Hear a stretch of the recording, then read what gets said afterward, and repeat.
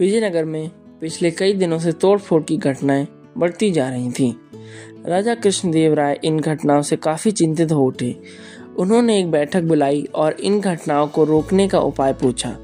सेनापति ने कहा कि पड़ोसी दुश्मन देश के गुप्तचर ही यह काम कर रहे हैं। हमें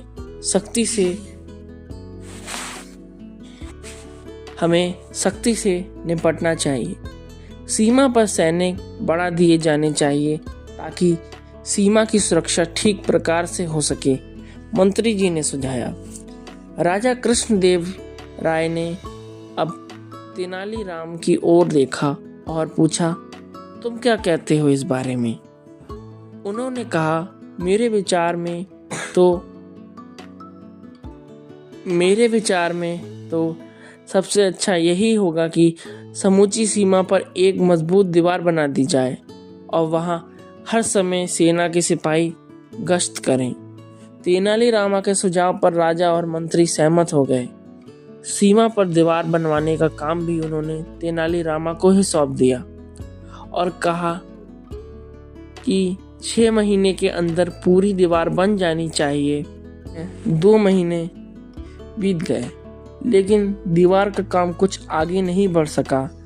राजा कृष्णदेव राय के पास भी यह खबर पहुंची।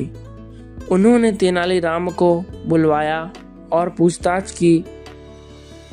मंत्री भी वहीं उपस्थित था। तेनालीराम, दीवार का काम आगे क्यों नहीं बढ़ा? क्षमा करें महाराज, बीच में एक पहाड़ आ गया है, पहले उसे हटवा रहा हूँ। पहाड़ तो हमारी सीमा पर है ही नहीं, राजा बोले।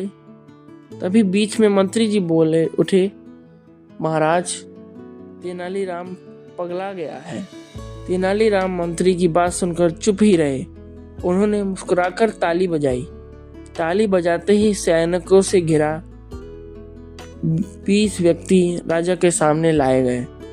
ये लोग कौन हैं? राजा कृष्णदेव राय ने तेनालीराम से पूछा।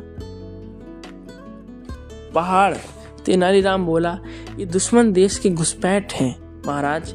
दिन में जितनी दीवार बनती थी, रात में ये लोग उसे तोड़ डालते थे।